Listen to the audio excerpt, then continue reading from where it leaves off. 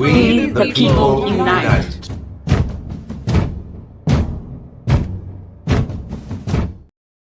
Hey everybody, welcome. As you can see, I am not Keisha. And here's the thing. So Keisha and Here's the Thing will be on hiatus for a bit. We may do some episodes every now and then. But as you know, sometimes life is just hectic, and doing these shows takes a lot of time, a lot of effort. So today I wanted to premiere something called The Big Picture. And my goal for this is just to spend a half an hour to talk about the news highlights of the previous week. Obviously not all of them because it's overwhelming, frankly, but really take a look. Hey, Jazzy. So really, I want to take a look at the bigger picture of these news headlines and really connect the dots. And my goal is hopefully to have a different host every week so that you'll have a different perspective. So more on that, but I wanted to make sure I showed up today to let you know what's happening with Here's the Thing and fill in with the big picture. So let's go ahead and start with, I have three kind of main, maybe four big main news headlines from last week that I want to just go over lightly. We're not going in depth. Again, this is just a half an hour. But at the end, we're going to connect the dots and look at the big picture around each of these stories. So thanks, Jazzy, for joining. I appreciate it. So the first thing, let's talk about SCOTUS. Right? So we talked about this last week on our show, and the fact that SCOTUS is basically going against their oath of office when it comes to a lot of issues in this country. And we know that this administration is highly litigious, and so they take everything they can to the court. And of course, we know they're going to the highest court. So one of the clearest signals that we looked at last week was their willingness to hear the case challenging birthright citizenship. So regardless of where anyone lands politically, what matters here is that a constitutional principle that has been considered settled, it's in the Constitution for more than a century, has now been reopened. Hey, Andrea. So this is an issue. And so when foundational rights move from settled to uncertain, accountability doesn't disappear, but it certainly slows down. And that is the uncertainty that we're facing right now in a lot of different areas, not just in birthright citizenship, which people, thank goodness, we're standing up against it. We're fighting for the fact that if you are born in the United States, you are a citizen. There is no question about that. So, but the other things we saw that they are allowing gerrymandering in states like Texas. And thank goodness we do have other states fighting back on that. That is the good news. Indiana was one of them. And of course, I'm from California, and we are fighting back hard with our own, I guess people could say our own form of gerrymandering, but we took it to a vote. So the citizens of California voted for some redistricting and changing of the maps in California. So we voted on that.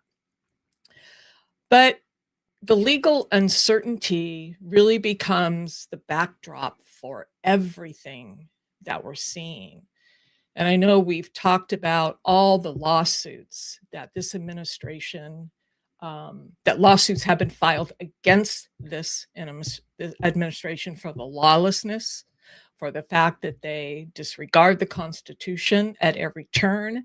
And one of the biggest things we saw in that was the demolishing of the East Wing without any regard for history, without going through any of the processes.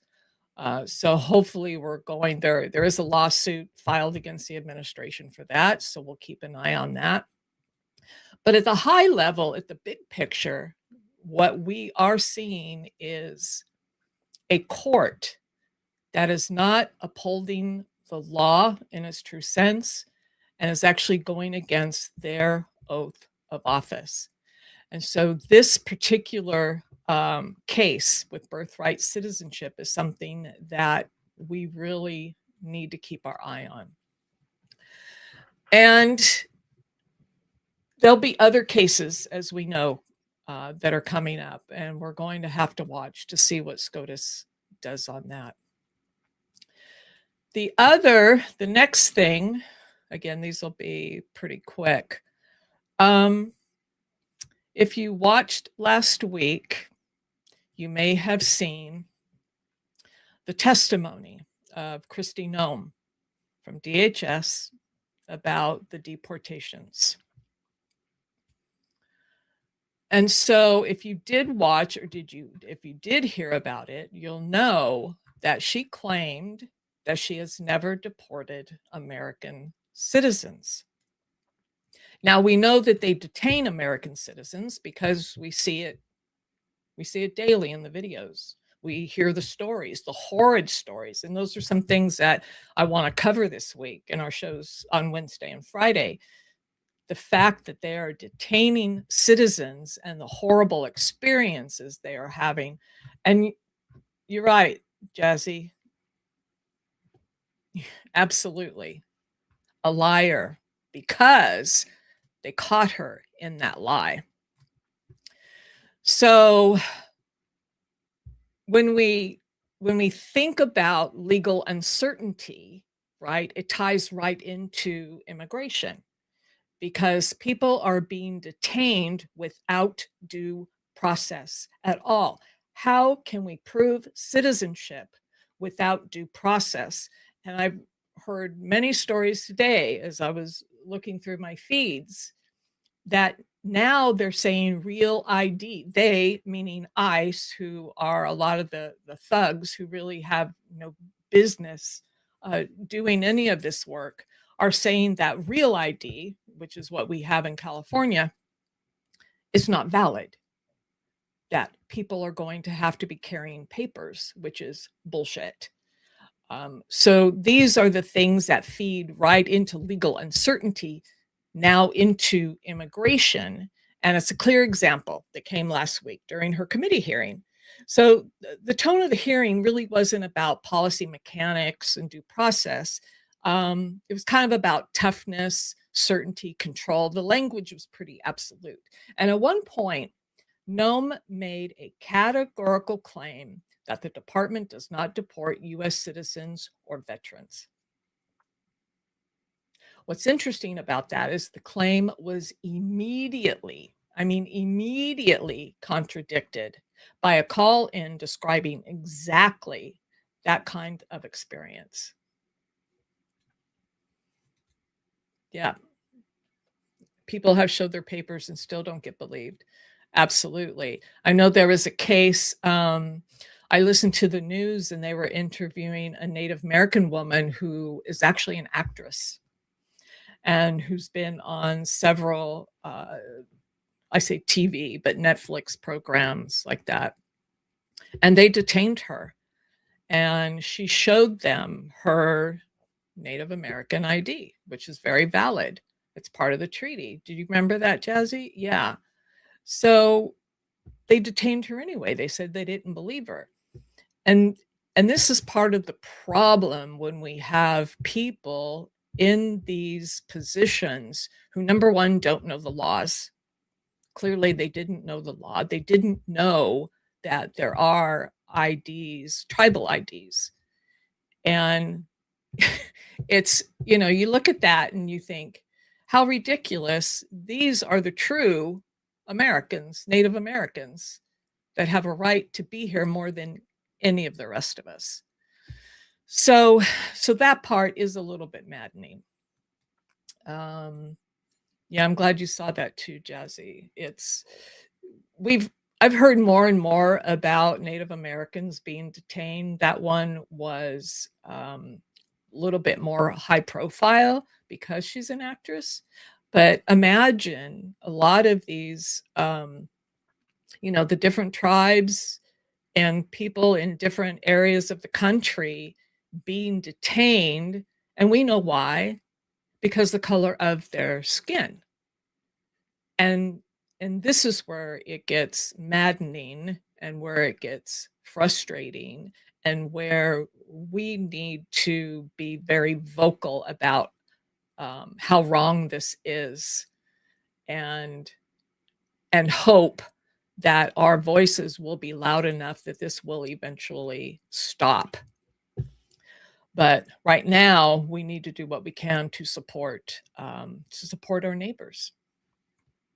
So this was interesting because it was a veteran. I believe he was a Korean American who fought for this country, who actually took a bullet for this country, and was deported.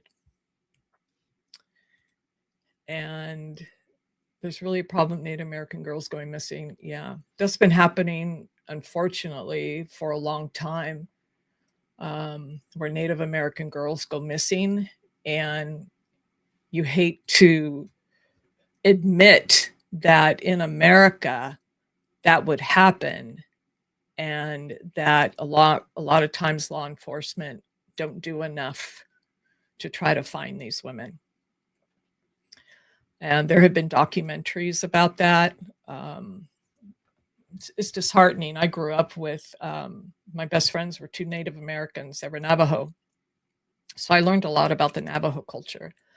And it is disheartening to hear that because of the color of someone's skin, they are treated so differently.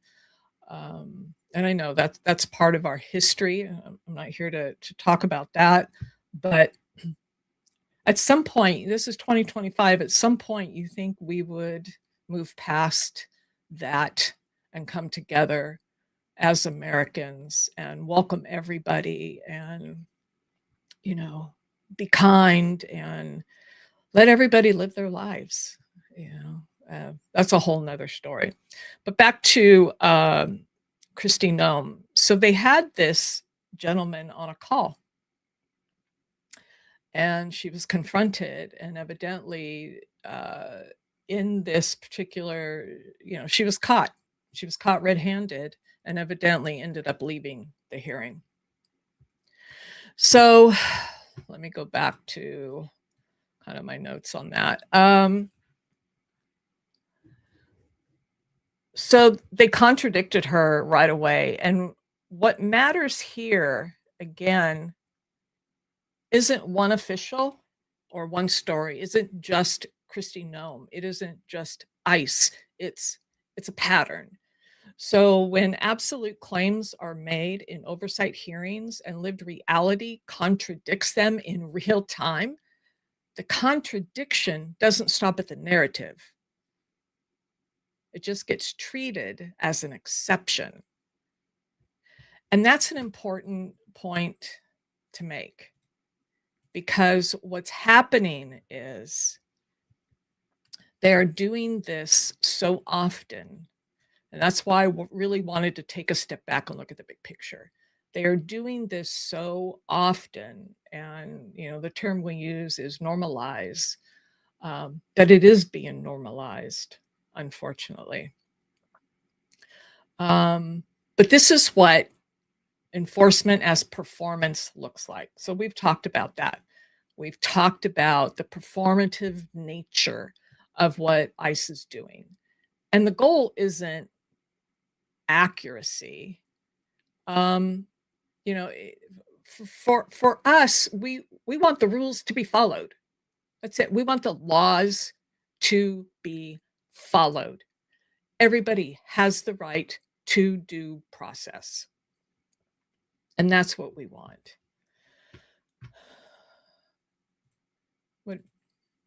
They're conditioning people to get used to it. Yes, absolutely.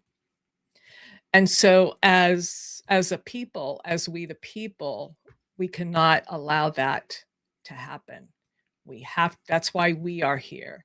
We have to continue fighting for that. We have to continue to call it out.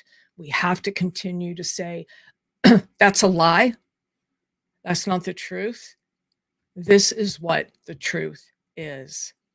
So when this matters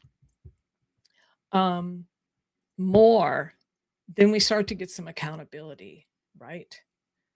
And that's the important thing. We've talked about this before. It's going to take us a while to recover from the mess that we have been put into by this administration. So that's, let me see if there are any more comments. Yes. So this was the Kristi Noem aspect of this. So let's move on to kind of the next. There were so many, I just pulled a few. The other thing that is disheartening, and I listened to an entire podcast from a segment from Midas Touch this morning that was disturbing, and I want to talk about it tomorrow on the show. But basically, it goes into detail about what's really happening behind the scenes with Russia, Ukraine, Europe, and the US. And while I think we knew in our hearts that this administration does not support Ukraine the way we, the American people, do, and the way the previous administration supported Ukraine. And this is very evident by not just reporting in the media, but the words coming from the Russia leadership themselves. They do not want a ceasefire at all. They want full and unconditional surrender from Ukraine. And that is what I think we've known since January, or since before January. So all these talks about wanting to end the war, U.S. involvement in this. I listened to German, I don't know if it was a German chancellor this morning. Pretty much Europe is done with us. I agree, Andrea. As long as Trump is in the White House, Europe is done with us. From what I was listening to from the Russian leadership, they admit that these ceasefire plans, that these negotiations, that what was it, a 26-point plan, is really all for nothing, because that's not what they want. They want the land. They want what's in the land, which we know are a lot of minerals and other resources, and they will not stop until they achieve that. Ukraine needs our support. Without our support, it becomes extremely difficult for this to be achieved. This was just a map that I found that what Russia is in control of right now. And let me tell you, Ukraine has put up a hell of a fight. And I hope that Europe continues to be able to back them, with weapons, monetarily. However, a lot of times just that moral support is big, but I feel like we have let this country down. And what people is we step back again. This is all about the big picture. So let's step back and look at the big picture of why Ukraine is so important and what Europe has been trying to tell us. This is not just about Ukraine. This is one step to Russia stepping into Europe and trying to control Europe, trying to dissolve NATO, trying to dissolve democracies. This is why Ukraine is extremely important and why we cannot give up on this. And why, again, we have to continue to put pressure on our leadership to make sure that this does not fall. It's this one is the scariest one right now to really look at, because the goal, and I'll tell you something else that I watched today and listened to that's a little bit gives us some hope. But the goal, it's not just in the US that we're seeing these right-wing fanatics, these Christian nationalists wanting to take over our country, but we've seen it. It's happening globally. So we have a huge right-wing movement around the country, and this is part of it. But what I did hear today, and we've seen it, this is something else I want to talk about this week. The people in Hungary are rising up against Orban. They are protesting. They are tired of the corruption. They are tired of what's happening in their government and what has happened. And Orban is the playbook that Trump has been following. So this is good news. They are holding elections, and supposedly one of the opponent of Orban has a huge following. They think if the elections are free and fair, that this opponent could potentially win. The problem is the free and the fair election, because Orban is in power, and this is what we are concerned about when it comes to our midterms. Orban is in power, and he will do whatever it takes to stay in power. So of all the noise that we hear, Epstein files, and I'll talk about the economy in a minute, ICE, and all of these are such serious issues, but they all come back to that bigger picture of what's happening globally. And there's another bigger picture element of that I'll talk to in a minute. So sometimes when we're studying history and get shocked at events we learn about, we forget we're also living through history. We are Jazzy. We absolutely are. And it will be interesting to see how our historians document this time. I don't think it's going to be pretty, quite frankly. So what's happening in Ukraine is really a serious matter, and we cannot take our eyes off the ball on that one. The last kind of headline piece I wanted to look at this week, let me bring up some information here. So, and we all know this is not news, right? But I want to talk about it a little bit. So all we've been hearing is how glorious our economy is. And we know that that's not the case, because we are the ones that actually go to the store.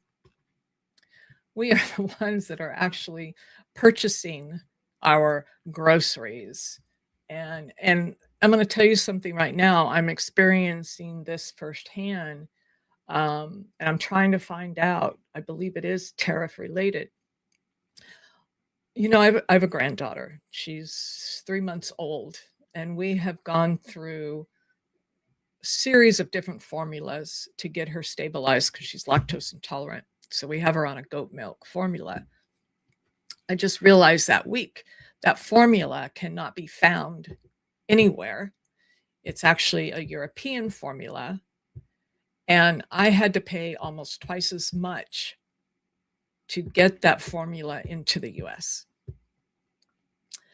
And these are just some of the repercussions of this. And they were telling me today that I may have to pay extra tariff on it to actually receive it. So this is what I'm told. I don't know that yet, if it's definitely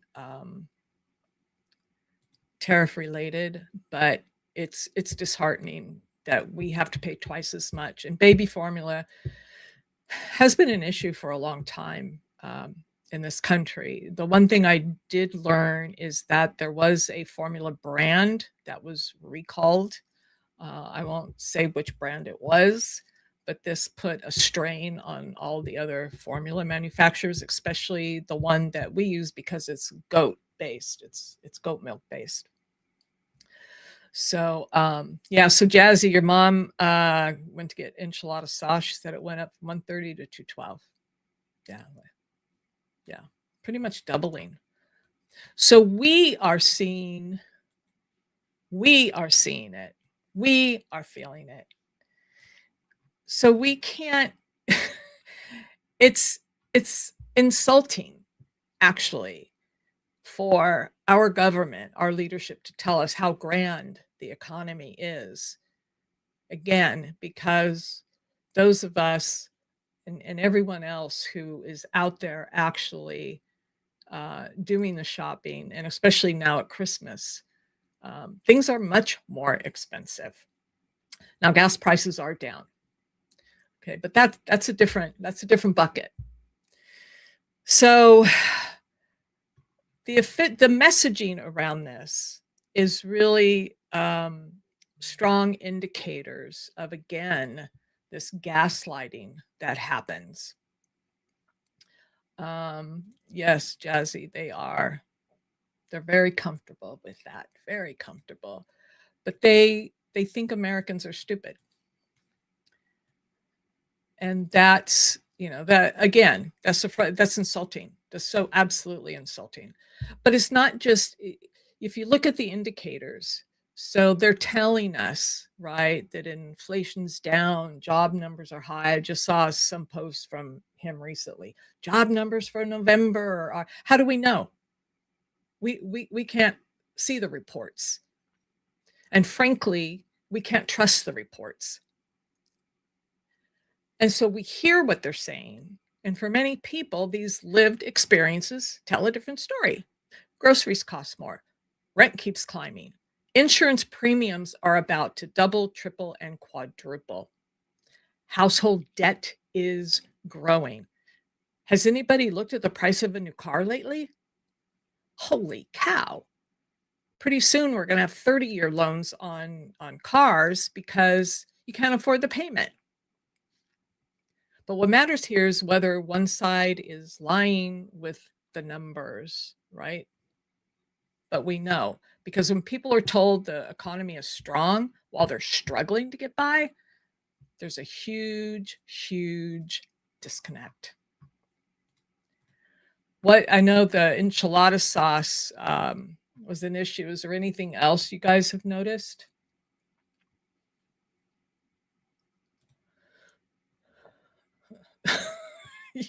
It's like, Andrea, you're right. It reminds me of the pandemic, right? During the pandemic, people were not traveling and gas really went down. So you're right, people are not traveling. And 30K, Jazzy, is low for a car right now. They are outrageous.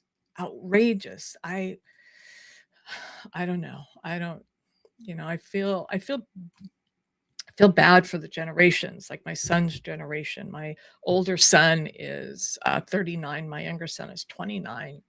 And, it's not like it was when I grew up. I was able to have a job and pay for rent and, support my son. And I mean, it's just, it's crazy. It's absolutely crazy. So anyway, this is a disconnect. It doesn't build trust. It absolutely erodes it. So let's connect the dots on all this. And this one, I kept this one pretty simple for this episode because I think the dots in the bigger picture are pretty obvious.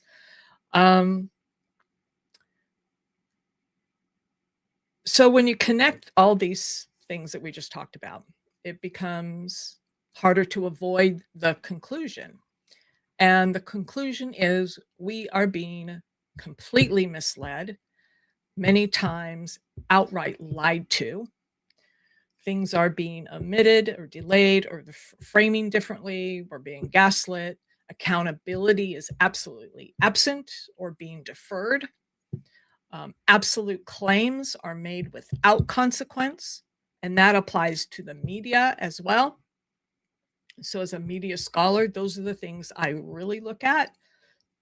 And when reality contradicts those claims, the system just, that's what I said, it's systemic deception is what this is.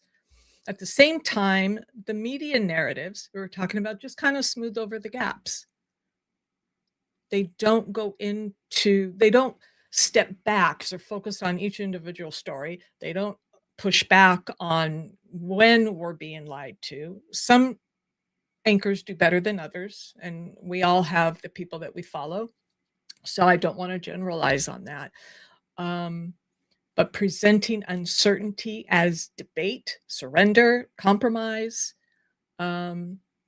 it's again, it's the big picture is we are being lied to. We are being deceived at every turn. And some lies are so gross and disrespectful, like the economy. I mean, we the people know exactly, again, the prices, the tariffs that are hurting us, all of that. It's not transparency, it's narrative management. And the result isn't confusion. And Jazz, you talked about it's conditioning. We're being conditioned. So let me just go to the comments here. CarMax selling cars for like 20. Ooh. So those are so used cars. You can still get a decent used car, right? And giving my money like that. It's yeah. So different parts of the country. Luckily in California, we don't have to deal with the rust issue. But it's like my car's 10 years old. My car's a 2012. My car, I don't have a new car. I won't buy a new car. I refuse to buy a new car. I will not spend that kind of money on a used car. Yeah, they're having pre-Christmas sales because people are not shopping. Yeah, it'll be curious to see. It'll be interesting to see what how the Christmas buying trends and how we do at Christmas. So that again, the big picture is we cannot fall for it. Those of us who are paying attention, we are not, because we see through it. We see the gaslighting, we see the lies, and we talk about it as a community. And that's what's so important. We have to continue to work together as a community to talk about these issues and to call it out when we see the lies. And that's what I encourage everybody to do on social media. And I do it more and more now. If I see a lie, I call it out. And I try to post, what the truth is, what the source is, so that we can get people used to actually using their heads, using their mind, doing some critical thinking and saying, you know what, I'm going to check and see if this is the truth or not before I go talking about it or, so let me see what else we have here. Hoodwinked. Yeah, hoodwinked. Let's see, Jazzy. Eventually, greedy corporations gonna have to push Trump because they, yeah. I've heard a little bit of that. There is some. God, who was I listening to? But they were talking about that very issue, that a lot of these CEOs, even people like Murdoch, some of his big supporters are starting to turn on him a bit because of what he's doing to the economy. So we can only hope for that. One other thing I don't want to talk about today, but because I'm in the industry, media, film, and the like, and I've done some films, I just, the loss of this man is so heartbreaking to me. And I think what people need to step back and realize is that every family is different, and every family struggles with different things. It doesn't matter if you're famous, if you're wealthy, if you're, you know, drug addiction, any addiction is difficult. But the reason I bring him up, and we might talk about him more this week, is not what happened to him, but the fact that we lost a good man. We lost someone who was vocal, who was fighting for equality and fighting for the right things, and he was an activist and he stood up for those things. And we lost a really good man, and there are assholes running around out there who don't give a damn about anything. It's like we say, why do we lose the good ones? I just, that part is heartbreaking. That part is heartbreaking to me. Yeah. I've heard so many, again, just people that I know in the industry, I've heard so many wonderful things about him. Yeah, wonderful. Nobody's perfect. We're human. Nobody's perfect. But as good people go, he was one of the good ones. If these rich people had any backbone, they would say we don't need a tax break. You're right. You're right. I think somebody did that acronym for GOP, that's greed over people. And it is. I know Republicans in my life throughout the years. And they'll admit it. Even women that I know, when I was rising the corporate ladder, and I was making good money, and I've always been a Democrat. And she said, well, it's hard because as a high earner, I'm a Republican, but as a woman, I'm a Democrat. So that just tells you something right there. If you're someone who makes a lot of money, it's like, well, I just want to make more money, and I want to keep as much of my money as I can. And if that means, other people get shit all over, that's okay. I don't think like that, and I think most of us don't think like that.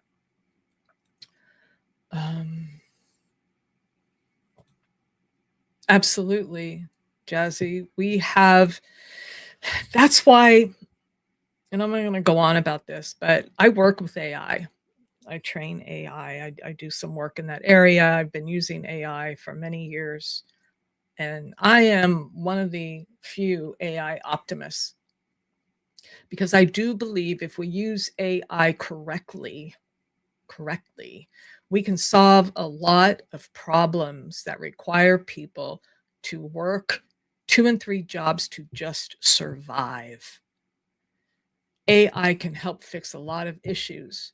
And I'm a futurist, so I look down the road and think, wouldn't it be wonderful to live in a world, not just a country, where we worked for the joy of it, or we did what we wanted to do. We researched or did art or whatever. We didn't have to worry about food. We didn't have to worry about a roof over our head or energy or any of those things.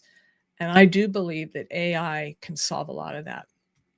And I think we'll see the biggest contributions by AI to the medical field. So I said a half hour, we went 40 minutes.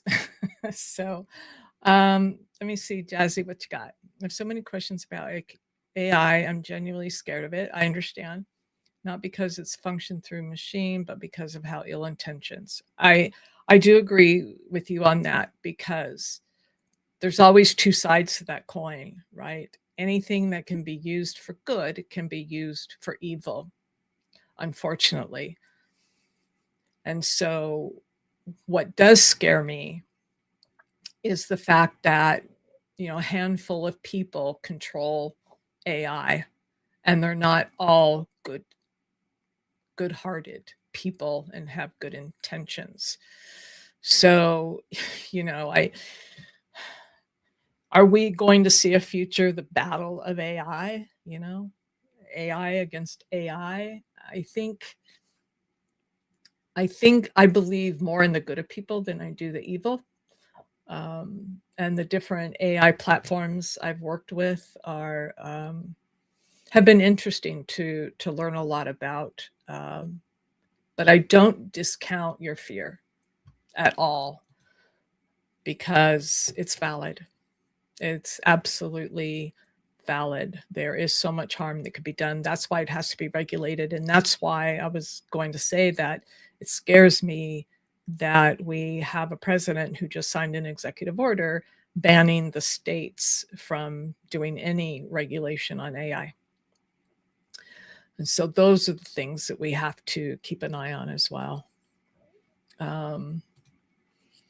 We've already seen them using it in Gaza. All right. Well, the other thing that we have to keep an eye on, I don't know if you're referring to, is Palantir, and that's Thiel's baby. And Palantir is something, they're making billions off that from government contracts right now, and it's surveillance. That is the other scarier thing. So I'm more afraid of that than I am just traditional AI. So thanks for joining me today. Hopefully in the next few weeks, we'll have a different host hosting this particular time slot. So keep your heads up, keep the hope up, and we just have to keep fighting. And every now and then, and that's the theme for this, we have to stand back and look at the big picture and really connect the dots. So thanks, guys. Thanks, Andrea. Thanks, Jazzy. I appreciate it. And we will join us tomorrow, 4:30, and Friday at 4:30. All right. Love you guys. We'll see you later. We the people unite.